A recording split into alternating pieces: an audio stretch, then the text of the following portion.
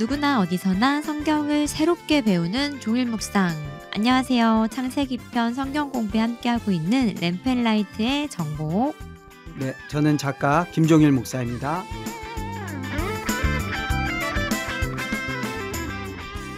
네, 목사님 오늘은 네. 제가 성경을 새롭게 배우는 이라는 부사를 한번 넣어봤습니다. 네, 성경을 또 창세기는 특별히 또 많은 분들이 많이 읽는 성경이지만 네. 이렇게도 종일 묵상을 통해서 한 줄 한 줄의 의미를 세세하게 파헤치듯 배우니까 되게 새롭게 성경이 또 읽히는 것 같아서 오늘은 새롭게라는 네. 단어를 한번 써봤습니다. 네, 오늘 이 성경 공부도 좀 이전에 깨닫지 못했던 새로운 것들을 발견하는 시간이 되었으면 좋겠습니다. 네, 좋습니다.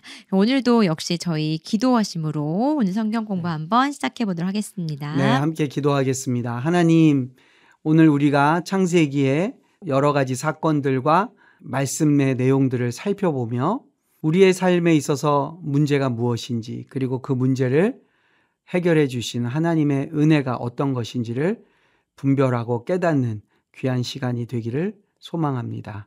이 시간을 함께하여 주시옵소서. 예수님의 이름으로 기도합니다. 아멘. 아멘. 오늘도 복습하기, 저희 교재로는 페이지 86페이지고요. 데이 6 사탄의 속임수와 인간의 타락. 먼저 이 페이지에서 복습하기 먼저 살펴보고 가겠습니다. 네, 복습하기 키워드 첫 번째는 돕는 배필이에요. 네. 네. 바로 우리 지난 시간에 공부했었죠. 내 몸에 꼭 맞는 나의 조력자. 근데 이 조력자라는 의미는 나보다 부족하거나 모자라기 때문에 나를 돕는 사람, 이런 의미가 아니라 나를 완벽하게 만들어주는, 나를 충만하게 만들어주는 꼭 있어야 될 그러한 자. 그것이 바로 아담에게 다가온 하와의 모습이었다라고 우리가 생각해 보았죠. 그렇죠. 서로가 함께 있을 때 더 완전하게 연합할 수 있는 맞습니다. 그런 관계다라는 거를 또 한번 저희가 짚어봤고요.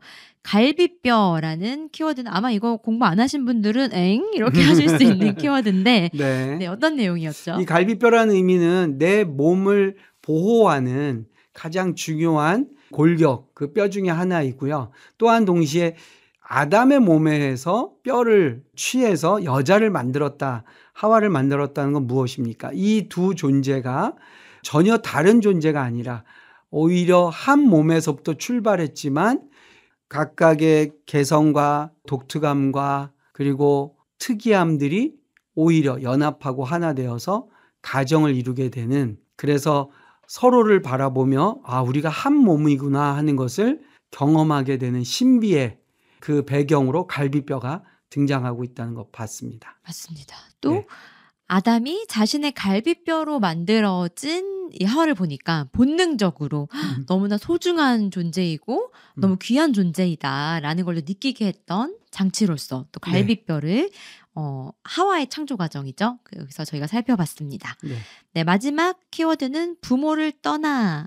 약간 명령어 같은데요. 부모를 떠나. 이렇게 명령어 같은 이 키워드. 네, 우리가 가정을 이룬다는 것, 그리고 남자와 여자가 만나서 결혼을 한다는 것은 그동안의 부모님의 돌봄과 부모님의 보호 가운데 살아왔던 인생이 이제는 내 배우자를 통해서 또 내 배우자와 함께 남편과 아내됨으로써 누리게 되는 새로운 공동체를 만들게 되는 그 놀라운 출발이고요.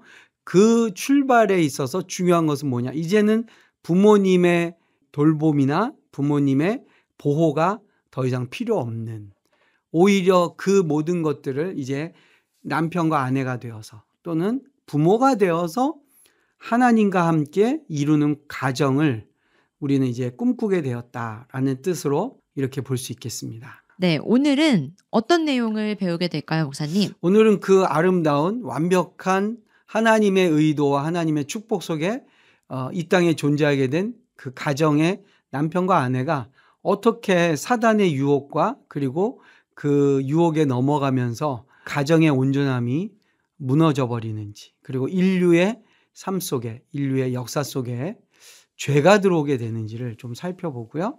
그러나 그 죄가 우리를 영원토록 또는 우리를 더 강력하게 지배하지 못하도록 하나님께서 우리를 다시금 하나님의 자녀로서 살아갈 수 있는 하나님의 구원의 길이 우리에게 펼쳐지는 것, 이런 것들을 좀 생각해보고 살펴보려고 합니다. 네. 오늘의 핵심 구절 역시 제가 한번 읽고 가도록 하겠습니다. 창세기 3장 5절 말씀입니다. 너희가 그것을 먹는 날에는 너희 눈이 밝아져 하나님과 같이 되어 선악을 알 줄 하나님이 아심이니라. 자, 오늘의 본문도 한번 같이 살펴볼게요. 먼저 읽어보신 분들도 계실 텐데 또 길지 않으니까 저와 함께 눈으로 쭉 읽어보시면 좋을 것 같습니다. 창세기 3장이고요. 1절부터 13절까지 말씀 함께 보도록 하겠습니다. 그런데 뱀은 여호와 하나님이 지으신 들짐승 중에 가장 강교하니라. 뱀이 여자에게 물어 이르되 하나님이 참으로 너희에게 동산 모든 나무의 열매를 먹지 말라 하시더냐. 여자가 뱀에게 말하되 동산 나무의 열매를 우리가 먹을 수 있으나 동산 중앙에 있는 나무의 열매는 하나님의 말씀에 너희는 먹지도 말고 만지지도 말라 너희가 죽을까 하노라 하셨느니라. 뱀이 여자에게 이르되 너희가 결코 죽지 아니하리라. 너희가 그것을 먹는 날에는 너희 눈이 밝아져 하나님과 같이 되어 선악을 알 줄 하나님이 아심이니라. 여자가 그 나무를 본즉 먹은집도 하고 보암직도 하고 지혜롭게 할 만큼 탐스럽기도 한 나무인지라. 여자가 그 열매를 따먹고 자기와 함께 있는 남편에게도 주매 그도 먹은지라. 이에 그들의 눈이 밝아져 자기들이 벗은 줄을 알고 무화과 나무 잎을 엮어 치마로 삼았더라. 그들이 그날 바람이 불 때 동산에 거니시는 여호와 하나님의 소리를 듣고 아담과 그의 아내가 여호와 하나님의 낯을 피하여 동산 나무 사이로 숨은지라. 여호와 하나님이 아담을 부르시며 그에게 이르시되 내가 어디 있느냐. 이르시되 내가 동산에서 하나님의 소리를 듣고 내가 벗었음으로 두려워하여 숨었나이다. 이르시되 누가 너의 벗었음을 내게 알렸느냐. 내가 내게 먹지 말라 명한 그 나무 열매를 내가 먹었느냐.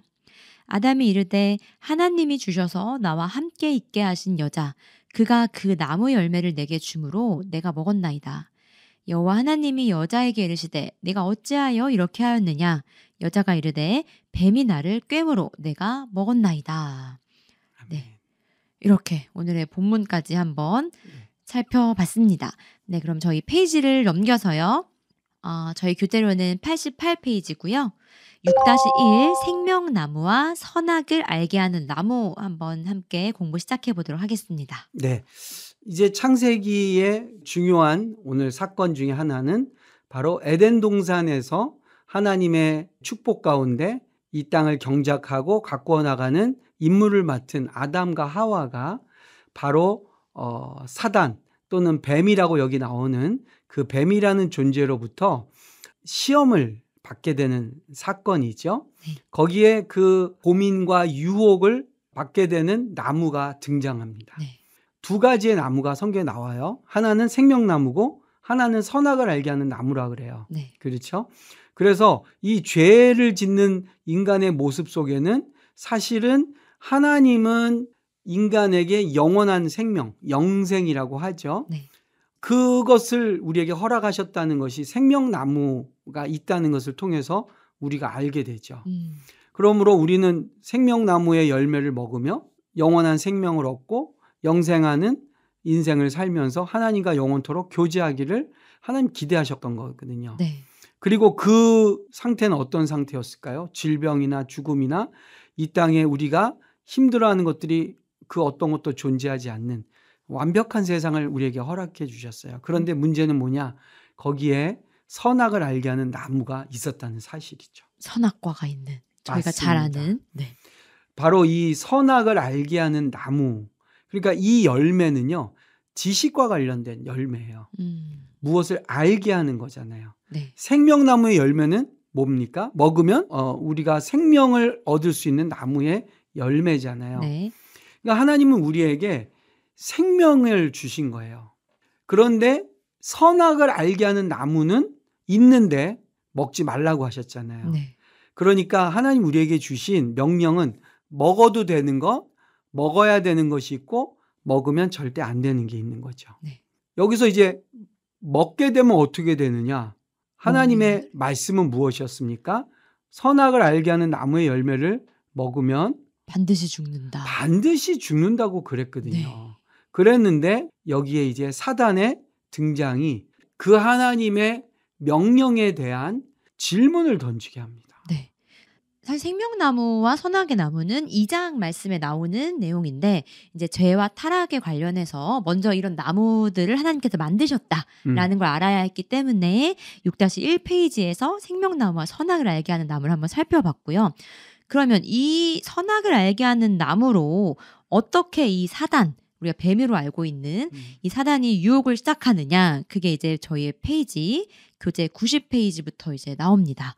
6-2 거짓된 질문과 자의적 대답이라는 주제로 한번 사단의 유혹을 한번 살펴보도록 하겠습니다. 네, 사실 방금 말씀하신 하나님이 아담과 하와에게 명령하신 내용은 지금 90페이지에 나오는 바로 창세기 2장 16절과 17절을 보면 분명합니다.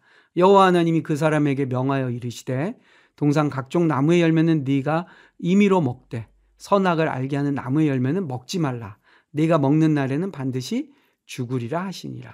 하나님의 명령은 굉장히 명쾌합니다. 네. 그 열매는 먹으면 된다, 안 된다? 안 된다. 안 된다는 거예요. 반드시 죽는다. 네. 그리고 먹으면 어떻게 된다? 결과는 무조건 죽는다. 네, 무조건 죽는 거예요. 반드시 죽는다. 네. 그러면 이제 우리는 그런 질문이 늘 들어요. 왜 하나님은 먹지도 못할 나무의 열매를 맺게 하셨을까? 그러게요. 생명나무를 주셨는데 네. 먹으면 죽는 나무도 같이 주셨단 말이에요. 그렇죠. 그리고 네. 당연히 우리는 생명나무의 열매를 먹으면서 영생하는 것이 하나님 우리를 만드신 목적이고 그것이 우리에게 더 소중하고 그것이 우리에게 정말 좋은 것이라는 걸 알잖아요. 네. 그런데 먹지 말라고 하는 나무의 열매가 있었다는 거예요. 네. 그런데 이제 그 하나님의 명령에 대한 뱀의 질문, 뱀이 하와에게 다가와서 하는 말들이 아주 교묘합니다. 네. 그것이 바로 3장 1절에 나오거든요. 한번 읽어주시겠어요? 네. 보옥선배님. 하나님이 참으로 너희에게 동산 모든 나무의 열매를 먹지 말라 하시더냐. 네, 이 질문 자체가 맞는 질문일까요? 틀린 질문일까요? 틀렸어요. 틀린 질문이죠. 네. 어떻게 틀린 건가요? 하나님은 모든 나무 열매를 먹으라고 하셨는데 그렇죠. 단 선악의 나무는 먹지 말아라라고 네, 말씀하셨죠. 맞습니다. 이 부분에서 이 뱀의 질문에 대한 하와의 대답이 또 아주 우리로 하여금 다시 한번 하와의 내면의 세계를 바라볼 수 있는 단서가 됩니다. 네. 창세기 3장 2절과 3절에 이렇게 나오죠. 하와의 대답입니다. 동산 중앙에 있는 나무의 열매는 하나님의 말씀에 너희는 먹지도 말고 만지지도 말라. 이렇게 말해요. 네. 자, 먼저 이 선악을 알게 한 나무의 열매를 먹지도 말고 만지지도 말라. 이거 정확한 대답일까요? 잘못됐어요. 어떤 부분에서 하나님은 그렇습니까? 먹지 말라고는 분명히 말씀하셨지만 만지지 말라라는 말씀을 그렇습니다. 하신 적이 없죠. 그렇죠. 그러니까 이거는 자의적으로 해석한 거예요. 본인이 하와가. 그리고 또 하나 그 다음에 너희가 죽을까 하노라 그랬어요. 네. 이거는 정확하게 이해한 대답일까요? 아닐까요? 아니에요. 이것도 아니라고 보이죠. 왜 네. 그렇습니까? 하나님은 말씀에 먹으면 반드시 죽어. 이거 예외 없이 다 그냥 죽는 거야. 맞습니다. 라고 강력하게 말씀하셨는데 그렇죠. 하와는 죽을 수도 있대. 약간 이런 느낌인 것 그렇죠. 같아요. 죽을 수도 있고 안 죽을 수도 있고 네. 굉장히 하나님의 그 말씀에 대해서 앞에 부분은 하나님 말씀하지 않은 부분들을 자기가 집어넣고 있죠. 네. 뒤에 부분은 어때요? 그 중대함을 그가 스스로 감소시키고 있죠. 네. 우리가 이걸 좀 줄여서 말하면 가감했다고 볼 수 있어요. 네. 어떤 건 더하고 어떤 것은 뺐고. 이것이 하와가 하나님의 음성을 이해하고 알고 있는 내용입니다. 네. 이 내용 속에는 하나님의 말씀을 온전하게 이해하지 않고 자의적으로 가감하고 변질시켰다는 것을 우리가 알게 되죠. 맞아요. 그래도 약간 이게 좀 억울할 수도 있는 게 하와 입장에서는 뱀이 너무 간교하게 그렇죠. 거짓된 질문으로 조금 현혹시키잖아요. 맞습니다. 이 현혹된 질문이 사실은 뱀이 가지고 있는 능력이라고 할 수도 있어요. 그러니까 우리가 이 세상 살면서 이 현혹된 질문들을 얼마나 많이 받는지 몰라요. 그 질문들은 우리가 진리를 제대로 이해하고 있는지 아닌지를 우리 스스로가 고백하게 하는 또 측면도 있습니다. 네. 그럼으로써 우리가 알고 있는 진리라는 것이 상당 부분 왜곡되어 있다는 것을 우리 스스로 드러낼 때에 죄는 또는 악은 그 부분을 바로 허점으로 삼고 깊이 있게 파고들죠. 그래서 그 다음 91페이지를 보시면 네. 이 뱀의 모습에 대해서 이렇게 말하고 있습니다. 하나님이 지으신 들짐승 중에서 가장 간교하다. 이 말은 어떤 의미냐? 교활하고 속임수를 쓴다는 것을 말하죠. 그래서 이 뱀이 이러한 교묘한 질문을 하와에게 먼저 했다라는 사실입니다. 네. 거짓된 질문과 왜곡된 진리로 우리 그리스도인들을 흔드는 사람들이 많습니다. 네. 잘못된 사상이나 또 이단의 어떠한 교리나 이런 것들을 보면요, 굉장히 성경을 말하는 것 같고 성경의 진리를 말하는 것 같지만 사실은 거짓된 질문이나 거짓된 전제를 가지고 우리를 흔들 때가 있죠. 네. 그런 면에서 보면 이 사단의 질문은 오늘날에도 여전히 우리를 힘들게 하고 우리를 혼란스럽게 하는 그러한 질문으로 다가올 때가 많습니다. 네. 그렇게 또 혼란스러운 질문을 했을 때 네. 하와 역시 어떤 하나님이 말씀하신 것을 그대로 받아들이는 게 아니라 자신이 정말 가감하여서 자신의 생각을 넣어서 답변함으로써 이 사단이 너 잘 걸렸다 이렇게 하는 어떤 빌미를 또 제공을 그렇죠. 하게 되네요. 그래서 우리는 왜곡된 질문 앞에 진리와 성경의 내용을 부분적으로 가감하기 시작하면 거짓의 질문과 사단의 집요한 공격이 본격적으로 시작되는 것을 보게 됩니다. 맞아요. 저희 교재에서도 이제 페이지는 92페이지고요.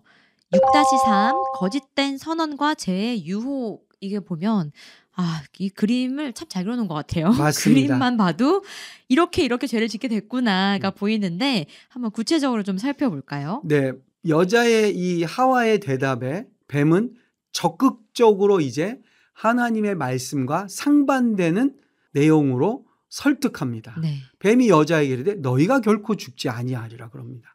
하나님의 대답은 뭐였습니까? 먹으면 반드시 죽고. 반드시 죽으리라. 그런데 이제 뱀은 여자한테 하나님의 말씀을 완전히 뒤집어 엎는 진술을 합니다. 결코 죽지 아니하리라. 네. 그리고 거기서 끝나지 않아요. 이제 하와로 하여금 그것을 더욱더 먹고 싶은 욕망을 불러일으키는 말을 합니다. 그건 뭐냐? 너희의 눈이 밝아져서 하나님과 같이 되어 선악을 알게 될 것이라고 말합니다. 네. 너무나 이제 하나님의 약속의 말씀과 동떨어진 그리고 심각한 하나님의 말씀을 왜곡시키는 것으로 뱀은 하와를 유혹하고 있는 것이죠. 어떻게 보면 일단 안심시킨 것 같아요. 이 틈을 파고들어서 아니야 절대로 죽지 않을 거야 라고 안심을 시키고 거기에서 더 나아가서 굉장히 매력적인 어떤 그렇죠. 그 유혹을 하죠. 이제 눈이 밝아져서 하나님처럼 될 거야 네가. 그걸 또 전 마지막에 이게 더 기분이 나빠요. 그럴 걸 하나님이 아셔. 그래서 먹지 말라고 하신 거야. 이렇게 말하는 것 자체가 그렇죠. 네. 그러니까 처음에는 단순히 그 나무의 열매에 대한 호기심으로 출발했는데 그쵸. 그 호기심에서 하와가 그것을 제대로 이해하지 못하고 있다는 것을 알고 나서 뱀은 굉장히 악을 저지르고 싶어 할 만한 것들로 하와를 유혹합니다. 그것 중에 하나가 뭐냐? 안 죽는 것을 넘어서서 하나님처럼 된다는 거예요. 그리고 하나님의 수준이 된다는 거예요. 그리고 뭐예요? 이 열매를 먹음으로써 너는 선과 악을 알게 될 거라고 얘기를 합니다. 사실 뭐 뒤에 가서 나오겠지만 선악을 알 필요가 없는 세상이었잖아요. 이 아담과 맞습니다. 하와가 살고 있는 세상은. 아주 그 부분이 중요하죠. 우리는 이걸 보면서 선악은 하나님만 아는 거고 우리는 그걸 모르는 무지한 인간인데 뱀의 말을 듣고 우리가 그래서 선악을 이제 알게 됐구나. 하나님만 아는 거를 우리한테는 안 알려주셨구나라고 생각할 수도 있어요. 그런데 그 알의 내용이 무엇인가 하는 것입니다. 네. 그것은 바로 선과 악이라는 사실이죠. 맞아요. 즉 인간이 악이 무엇인지를 알기 시작한 거예요. 이게 굉장히 심각한 문제라고 저는 생각됩니다. 그렇죠. 완전한 저희 본문에도 쓰여 있지만 선과 악을 구별할 필요조차 없는 하나님의 완전한 신뢰 안에 머물러 있다가 악을 알게 됨으로써 마치 정말 하나님처럼 되어서 뭔가를 구별하고 판단하고 배우게 될 가능성을 이제 뱀이 열어버리려고 유혹을 한 거잖아요. 그렇습니다. 그리고 이제 하와는 그 말을 들으면서 선악을 알게 하는 나무를 보니까 네. 이제 이런 욕망과 이런 마음이 가득해지는 거죠. 그렇죠. 먹을만 하고 보기에도 괜찮을 것 네. 같고 그 다음에 뭡니까? 내가 이거 먹으면 되게 지혜로워질 거라고 생각을 하는 거예요. 이미 넘어갔어. 여기서 네. 넘어갔어. 네, 그러니까 이런 것들이 이제 우리의 눈에 우리의 안목이 지혜와 올바른 것을 판단하기에는 너무나 이제 한쪽으로 치우쳐져 버린 것이죠. 그렇죠. 그리고 그 판단력이 흐려진 거예요. 맞아요. 이걸 먹으면 지혜로워질 거라고 생각하게 되는 거예요. 절대로 아닌데. 그쵸? 절대 아닌데 지혜로워지죠. 근데 이제 지혜롭지 않아도 될 악의 지혜가 생기는 거다라고 그렇습니다. 또 이제 써주셨잖아요. 우리가 악을 알게 되는 것은 우리는 그것을 지혜라고 생각하는데요. 하나님이 창조하신 세상의 모습은 무엇이냐? 악이 존재하지 않는 거였어요. 네. 그죠? 그냥 완전한 선의 세상이었어요. 근데 우리가 악을 알게 돼서 어떤 일이 생깁니까? 사실은 악을 배우게 되죠. 그렇죠.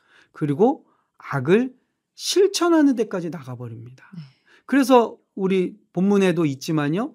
로마서 16장 19절에 바울이 이런 말을 하는 거예요. 우리는 선한 데는 지혜로워야 돼요. 네. 그리고 악한 데는 미련하라고 말씀하고 있잖아요. 네. 근데 우리는 자꾸 어떻습니까? 악한 것에 지혜를 배우려고 그래요. 악한 데 더 기술을 배우려고 그래요. 사실 이것이 바로 죄가 이 세상에 들어온 우리 인간 사회의 특징이라고 말할 수 있습니다. 그렇죠. 그래서 이렇게 하와는 저 먹음직스럽고 보암직스러운 그 선악과를 따먹습니다. 그렇습니다. 그리고는 어떻게 합니까? 혼자만 먹고 끝나지 않죠. 네. 어떻게 되죠? 3장 6절 말씀인데요. 네. 뒷부분입니다. 자기와 함께 있는 남편에게도 주매 그도 먹은지라. 그렇습니다. 부부는요 결코 혼자 하지 않습니다. 네. 하와는 자기가 한 일을 혼자 하는 것으로 끝내지 않고 자기 남편에게도 줍니다. 네. 그리고 남편은 그것을 아무런 대꾸나 또는 아무런 질문 없이 받아서 그냥 먹어버립니다. 그렇죠. 결국 그들은 둘 다 함께 하나님의 명령을 어기는 일을 저지르고 마는 것이죠. 이게 꼭 부부가 아니더라도 죄를 짓는 사람들의 심리가 그렇잖아요. 꼭 그렇죠. 혼자 안 하려고 같이 그렇습니다. 죄인 만들려고. 너무 참 안타깝고 역설적이지만 나쁜 일을 할 때는요 언제나 함께 하려고 그래요. 나쁜 일을 혼자 하는 사람 많지 않습니다. 언제나 동조자를 찾고 같이 끌어들여서 이 죄악을 함께 저지르는 친구를 만들려고 하는 것이죠. 근데 그때에 아담도 이거 하나님이 먹지 말라고 하셨잖아 라는 어떤 그런 권면이나 그런 걱정하는 대화가 없이 아내가 주니까 먹어야지 하고 먹는 그 모습이 죄가 얼마나 쉽게 정말 전파되고 전염되는가 이거를 또 보여주시는 것 같아요. 맞습니다. 그리고 또 하나는 뭐냐면 바로 우리가 지난 시간에 공부했던 돕는 배필로 지어진 하와의 모습이죠. 네. 왜 뱀은 아담과 하와 중에서 하와에게 접근했을까 하는 것이에요. 바로 아담에게 접근하지 않고요. 네. 뱀은 하와에게 접근합니다. 그리고 하와가 뱀의 유혹에 넘어졌을 때 아담은 죄송한 얘기인데 자동빵이었습니다. 둘 사이에 어떠한 질문도 없어요. 둘 사이에 어떠한 이의를 제기하는 모습도 없어요. 그러네요. 하와가 넘어가는 순간 아담은 그냥 하와가 준 열매를 받아 먹어요. 네. 사실은 이것을 오늘날의 가족 안에서 부부 안에서도 생각해 보면요. 아내의 역할이 이렇게 중요하다는 거예요. 사실은 남편도 신앙 안에서 바로 서야 되지만 신앙의 문제나 영적인 문제에 있어서 굉장히 더 민감하고 더 조심하고 더 원칙을 지켜야 될 존재는 아내이고 여성입니다. 여성이 타락하면요. 남자는 그냥 따라가게 돼 있어요. 그 교회 안에도 또 여러분 믿음의 가정의 모습도 보면요. 여성이 신앙을 지키고 아내가 신앙을 지키면요. 결국 남자들은 하나님을 믿게 됩니다. 아멘. 네. 그래서 여성의 역할과 아내의 역할이 이만큼 중요한 거예요. 네. 이렇게 이제 아담과 하와가 둘 다 이제 하나님이 먹지 말라고 하셨던 그 선악과를 따 먹습니다. 그럼 죄를 저질렀는데 그 이후에 이제 어떤 일이 벌어지는지 또 페이지를 넘어가 보도록 하겠습니다. 6-4페이지 인간의 타락과 죄의 실체 지금 보고 있습니다. 네. 3장 7절 제가 읽어볼까요, 목사님? 예. 네.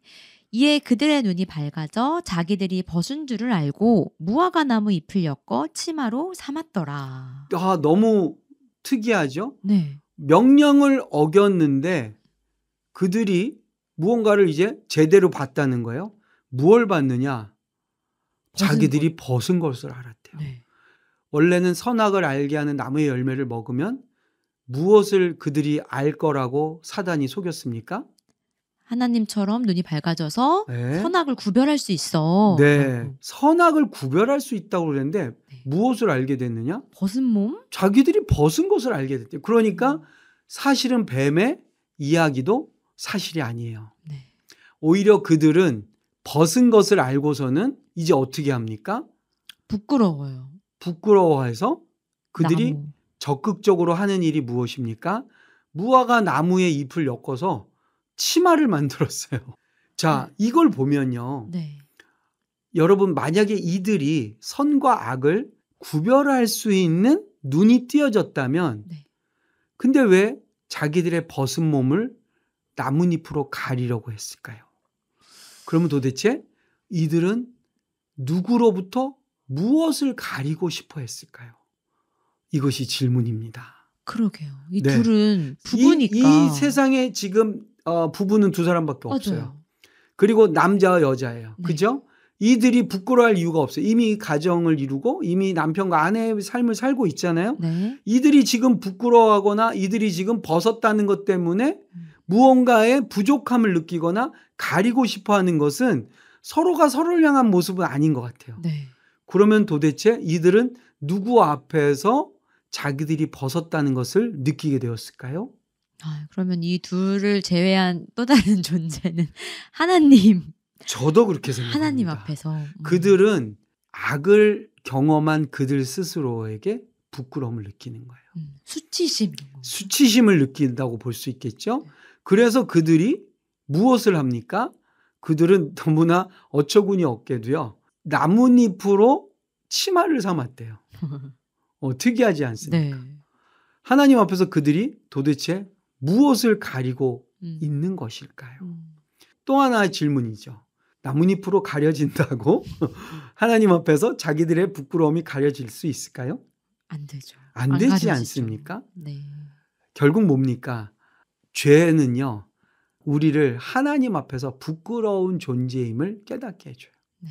그런데 그것을 가리거나 용서받을 수 있는 방법과 길이 우리 안에서는 나올 수가 없는 거예요. 고작 하는 것이 무엇이냐? 나뭇잎으로 몸을 가리는 거예요. 그리고 그 악을 알게 된 존재들이 하나님 앞에서 온전하게 설 수가 없다라는 것도 알게 되는 거죠. 그러니까 이 지식은 하나님을 아는 지식이 아니고 하나님께 나아갈 수 있는 지식이 아니고 하나님으로부터 숨고 도망갈 수밖에 없는 자신들의 존재를 깨닫게 됐다라는 참으로 안타까운 지식이었습니다. 진짜 안타깝네요. 네. 그러니까 이 악이라는 것이 우리 안에 들어왔을 때는요. 우리의 있는 모습을 그대로 우리 스스로가 받아들이질 못하게 되는 거예요. 오히려 나의 몸 안에 또는 나의 자신 안에 완전함이 깨어져 버린 거죠. 그리고 부족함을 느끼는 거죠. 그리고 내가 하나님 앞에서 내 모습을 그대로 드러낼 수 없다라는 것이 이제 그들 안에 나타나기 시작된 겁니다. 여기서의 부끄러움이라는 것은 사실은 뭡니까? 하나님 앞에서 죄인의 심정, 죄인의 그 감정이 우리 안에 이제 일어나기 시작했다라는 것이죠.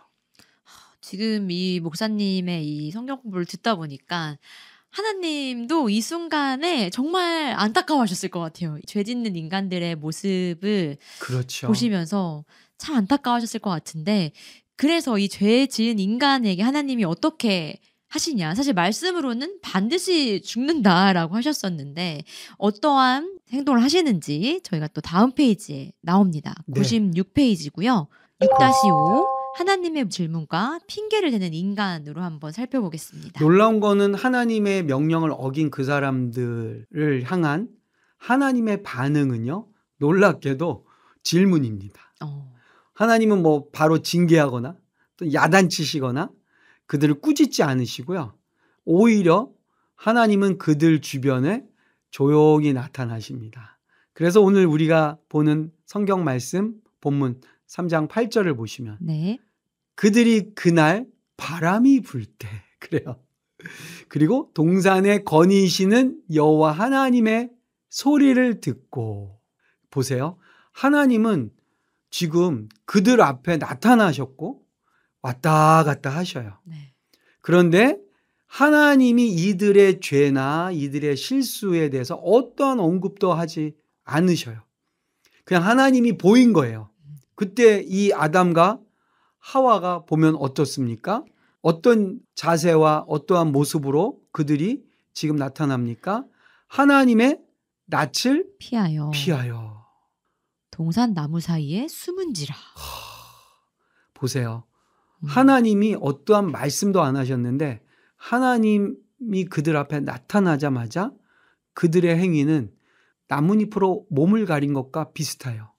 그들의 존재 자체를 나무 뒤에 숨깁니다. 네.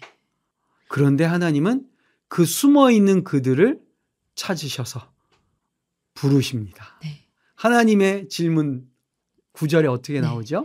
여호와 하나님이 아담을 부르시며 그에게 이르시되 네가 어디 있느냐. 여러분, 또 우리 자매님, 네. 하나님 아담이 어디인지 모르실까요? 하나님 갑자기 너무 아시죠? 시력이 나빠지신 것도 아니죠. 네. 너무 아시죠. 그렇죠. 네. 하나님이 네가 어디 있느냐, 이 질문은 위치를 모르셔서 던지시는 질문이 아니잖아요. 아니죠. 그렇죠? 어디 있느냐, 이 말은, 이 질문은 어떤 의미가 있다고 생각이 되십니까? 약간 우리 어렸을 때 이렇게 뭐 컵을 깨거나 뭐 네. 잘못하면 그렇죠. 엄마 오는 발소리만 들어도 막 맞습니다. 불이 나게 도망가려고 하는. 네. 근데 그때 엄마는 찾잖아요. 그렇죠. 근데 왜 찾냐? 그땐 두려웠죠. 생각해보면 다치진 않았을까? 그렇죠. 뭐 괜찮다라고 말씀해 주시려고 찾으시잖아요. 맞습니다. 하나님도 그런 마음으로 찾으신 거 아닐까요? 그렇죠. 하나님이 굳이 아담이 어디 있는지 하와가 어디 있는지 몰라서가 아니잖아요. 그렇죠. 어디 있느냐고 물으시는 건 뭐예요? 하나님이 그들과 다시 말하고 싶으신 거예요. 네. 대화하고 싶은 거예요. 그리고 그 대화의 주제는 뭐겠습니까? 아담과 하와가 지금 자기들이 왜 이러고 있는지를 고백하기를 바라시는 거죠. 관계가 회복되기를 원하신다는 사랑의 표현이라고 저는 생각됩니다. 네. 그런 면에서 보면 하나님은 즉각적으로 심판을 내리시는 분이 아니에요. 네. 우리가 죄를 짓거나 실수했을 때도요, 보면 하나님은 여러 차례 또 여러 번 회개의 기회를 주십니다. 하나님, 우리가 잘못하면 바로 나타나서 막대기 들고 직결 심판하시는 분이 아니에요. 하나님은 언제나, 우리 창세기를 공부하다 보면 반복적으로 나와요. 하나님은 늘 우리에게 질문하세요. 네. 그 질문은 뭐냐? 우리가 하나님 앞에 빨리 무엇을 하길 원하실까요? 죄를 고백하고 그렇죠. 회개하길 기다리시는. 회개하기를 원하시는 거예요. 죄를 짓고 숨고 싶을 때에도요, 하나님 우리를 부르십니다. 네. 그 하나님의 음성이 네가 어디 있느냐 하는 이 질문 앞에 우리는 솔직해져야 된다라는 것이죠. 그렇게 하나님이 이제 기회를 주신 거잖아요. 어떻게 보면. 네. 근데 이제 아담이 10절에 대답을 합니다. 네. 이르되 내가 동산에서 하나님의 소리를 듣고 내가 벗었으므로 두려워하여 숨었나이다. 보십시오. 이제는 숨어 있는 이유가 아까는 부끄러움에서 이제는 뭐로 바뀝니까? 두려워요. 두려움으로 바뀝니다. 그러니까 이 죄 지은 인간의 내면은 이제 두려움에 사로잡히는 거예요. 하나님의 소리는, 하나님의 의도는 뭐겠어요? 좋은 말 할 때 빨리 나와라. 내가 너 심판할 거야. 이게 아니잖아요. 네. 하나님과 다시 관계가 회복되길 원하는데 하나님이 동산을 거느시는데도 아담과가 나오지 못하는 거예요. 두려워서. 두려워서죠. 그런데 그 두려움은 뭐예요? 죄를 지은 것에 대한 두려움, 하나님 앞에 서기가 두려운 거죠. 왜? 악을 알게 된 거예요. 악을 알게 되는 것은 하나님 같이 되는 게 아니라 하나님으로부터 멀어지는 거예요. 우리가 악을 알면, 선을 알고 악을 알면 판단을 잘할 거라고 생각하잖아요. 네. 아니에요. 우리는 오히려 선한데 지혜롭고 악한데 미련해야 된다는 바울의 말처럼요. 악을 알면 알수록 하나님으로부터 멀어지게 됩니다. 자, 아담이 두려워하여 숨었나이다 라고 대답을 하니까 11절에 하나님께서 다시 물으십니다. 맞습니다. 이르시되 누가 너의 벗었음을 내게 알렸느냐? 내가 내게 먹지 말라 명한 그 나무의 열매를 내가 먹었느냐? 이 질문도 하나님 몰라서 하는 질문 전혀 아닐 거예요. 그렇죠. 계속해서 하나님이 아담에게 이런 질문을 던지시는 의도가 저는 보여요. 그렇죠? 네. 그렇지 않습니까? 맞아요. 너의 벗었음을 누가 너에게 알렸느냐? 내가 너한테 먹지 말라고 말한 열매를 네가 먹었는지 안 먹었는지 하나님이 다 아시죠. 이미 아시죠. 왜 자꾸 이 질문을 던질까요? 아담에게? 스스로 고백하라고. 그렇습니다. 하나님은 우리가 죄를 지은 것을 책망하고 죄에 대한 형벌을 내리시는 게 목적이 아니세요.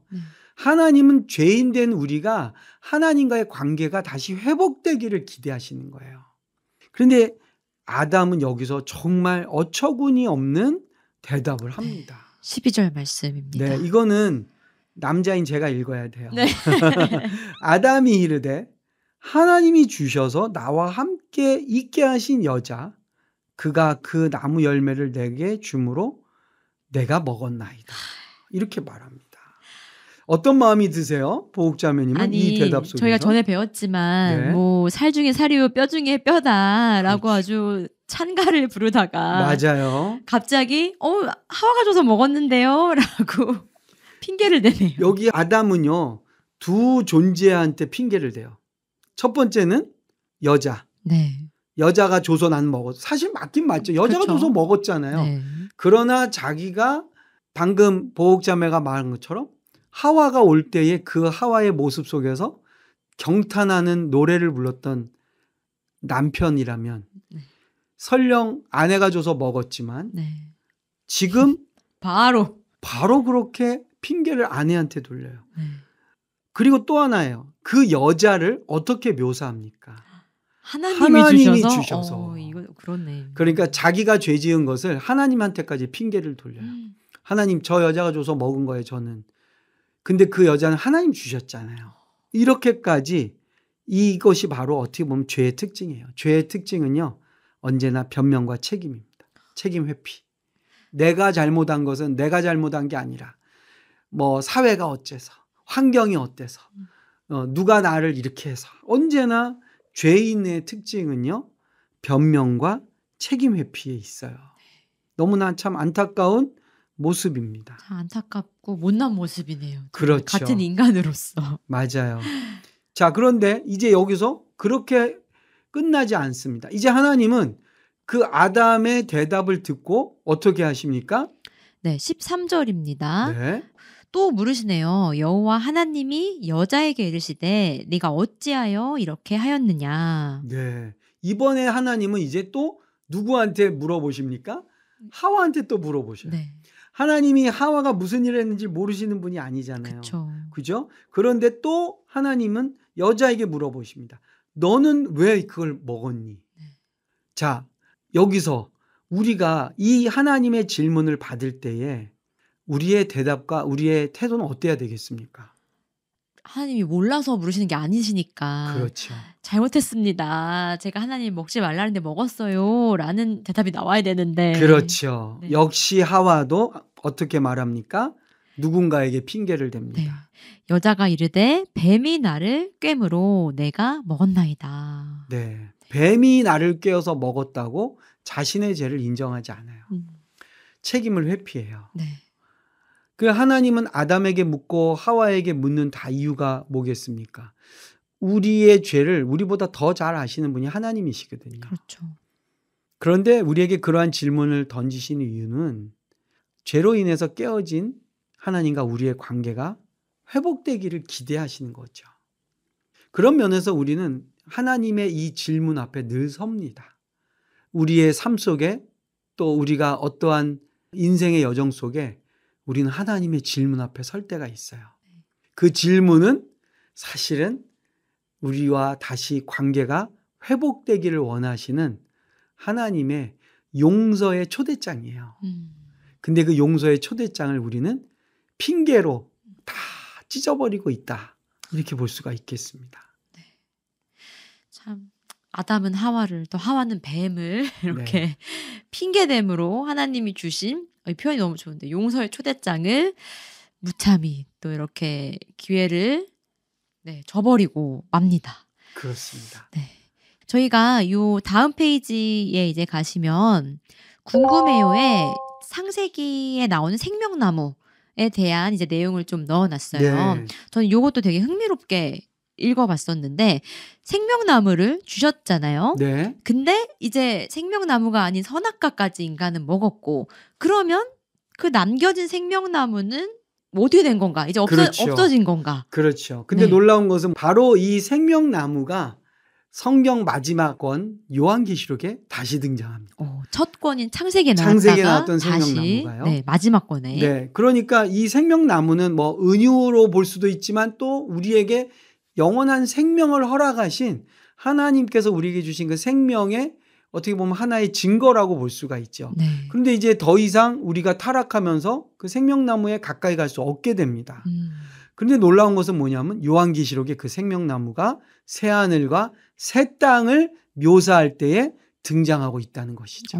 요한계시록 22장 2절이에요. 네. 길 가운데로 흐르더라 강 좌우에 생명나무가 있어. 12가지 열매를 맺대. 달마다 그 열매를 맺고 그 나무 잎사귀들은 만국을 치료하기 위하여 있더라. 이제 여기에 나오는 생명나무는요. 열매도 맺고요. 잎사귀들은 모든 세상의 질병을 치료하는 치료제로 쓰임받고 있습니다. 그 무슨 말입니까? 하나님의 이 천지 창조가 그냥 과거의 하나 신화로 끝나는 게 아니고요. 오늘날 우리 인간이 가지고 있는 본질적 문제, 영원한 생명, 네.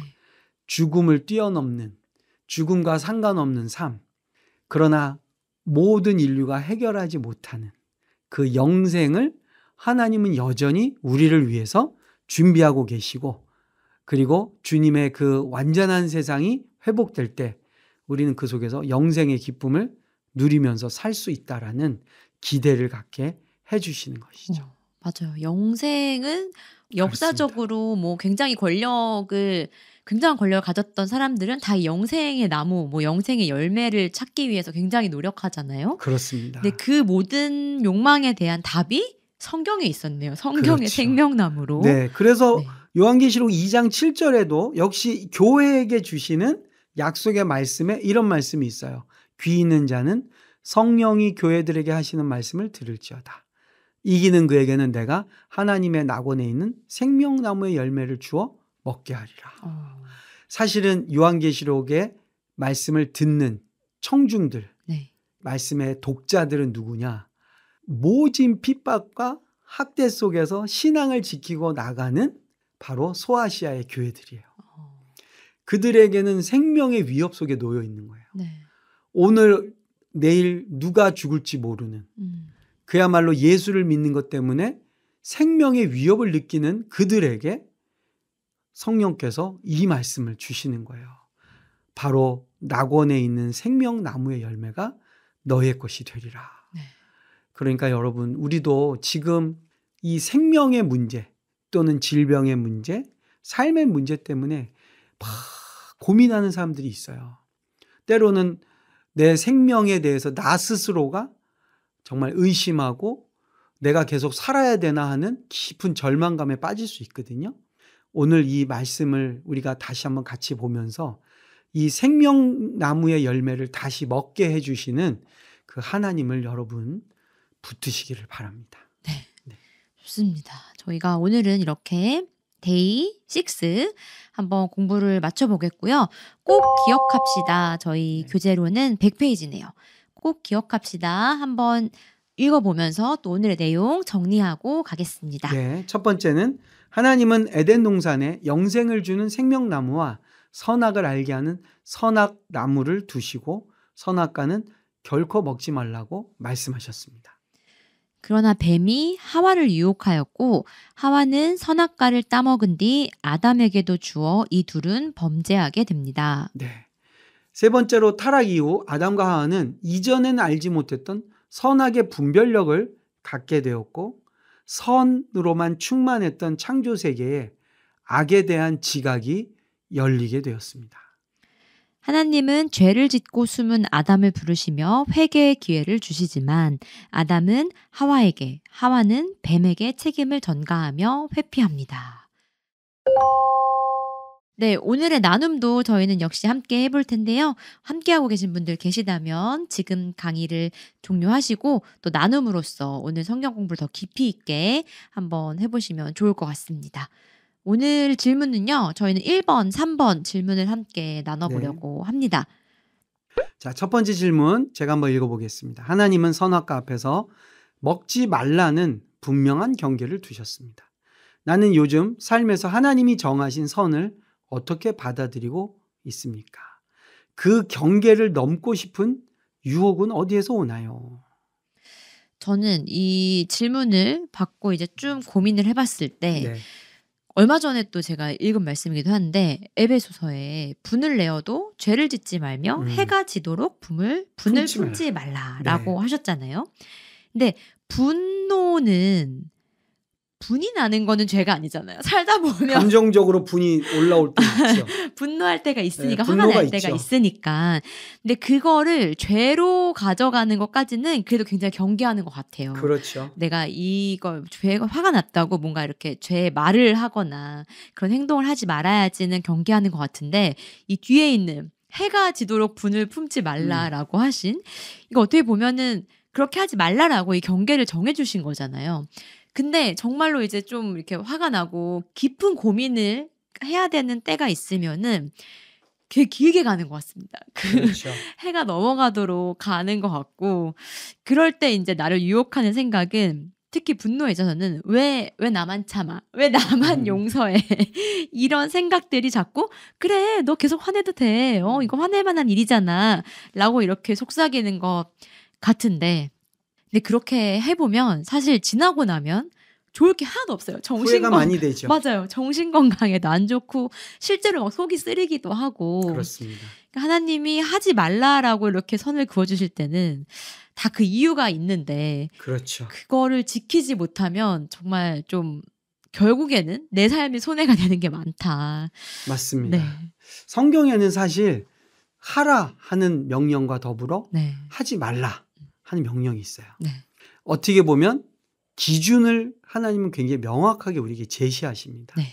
그런데 늘 우리의 문제는 뭐냐면 그 기준을 넘어가고 싶어 해요. 또는 그 기준과 상관없이 살고 싶어 해요. 맞아요. 그런데 우리가 그렇게 해보면 또 알게 되죠. 아, 하나님 말씀이 맞았어. 결국에는 이 선악과 앞에서 먹지 말라는 하나님의 그 음성은 오늘 우리의 인생 앞에서도 늘 던져지는 하나님의 음성이라고 저는 생각돼요. 그리고 우리는 연약하고 또는 유혹에 넘어가면서 그 하나님의 기준을 무너뜨리고 싶어 하거든요. 그리고 그것이 무너졌을 때 우리가 얼마나 가슴 아프고 얼마나 고통스러운 인생인지를 우리는 깨닫게 됩니다. 네. 그러면서 오늘 말씀에서 다시 한번 저는 하나님이 하라, 하지 말라 한 것에 대해서 좀 그것을 올곧게 지키려는 의지를 가질 필요 있다. 이런 생각도 갖게 됩니다. 맞아요. 네, 3번 나눔도 같이 한번 해볼까요, 목사님? 네, 죄를 통해서 이전에는 몰랐던 현실이나 감정을 알게 된 적이 있습니까? 그 깨달음은 나에게 어떤 영향을 주었나요? 저는 이 질문에 이제 나눔을 생각해 봤을 때 돈 쓰는 일에 대한 생각이 좀 번뜩 들었어요. 그래요? 저는 하나님을 알기 전에는 내가 뭐 내 능력으로 그것도 중요한 건 정직하게 벌어서 내가 쓰고 싶은 거 뭐 내가 사고 싶은 거 뭐 마음껏 쓰는데 이게 뭐가 문제가 될까.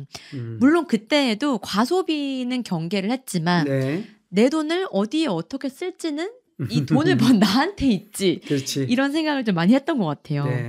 근데 이제 좀 하나님을 알고 나서는 아, 이게 나한테 주신 이 재물 주신 거구나. 아, 내가 내 능력으로 번 게 아니라 하나님이 허락하신 거구나. 라는 생각을 했을 때는 내가 내 맘대로 막 나의 어떤 돈을 막 이렇게 저렇게 하겠다라고 하는 게 아, 이게 죄이구나. 교만이구나. 이런 생각이 좀 들고 나니까 그때부터는 아, 이거 어떻게 어디다 써야 될까? 말 그대로 재정 관리를 어떻게 해야 될까? 이런 기준들이 전에는 없던 기준들이 좀 생겼던 것 같아요. 아, 굉장히 네. 중요한 경험입니다. 사실은 우리가 죄를 짓고 나서 구원받은 하나님의 백성은 우리도 죄를 짓거든요. 그렇죠. 근데 이 죄를 통해서 회개를 경험하고 그러면서 우리가 하지 말아야 될 것, 가서는 안 될 것, 또 금해야 되는 것들을 배우게 되거든요. 그것이 우리가 구원받은 자에게 주신 은혜예요. 네. 죄를 졌지만 그것이 우리를 더 큰 죄로 끌고 가지 않는 거죠. 성령께서 우리를 그 죄를 통해서 죄에 대한 무서움과 그 결과를 우리가 이제 알게 되면서 하나님 앞에 회개하게 되고 이제는 그 행위나 삶을 벗어나려고 하는 방식으로 우리가 삶을 교정하고 돌이킬 수 있게 되는 것이거든요. 네. 이거 너무나 놀라운 은혜예요. 맞아요. 그런데 때로는요. 죄를 지으면서 죄에 점점 빠지는 사람들도 있어요. 그것이 나쁘다는 걸 알면서도 그것이 주는 잠깐의 유익이나 그것이 주는 어떤 달콤함 때문에 죄에 중독돼 버리는 거죠.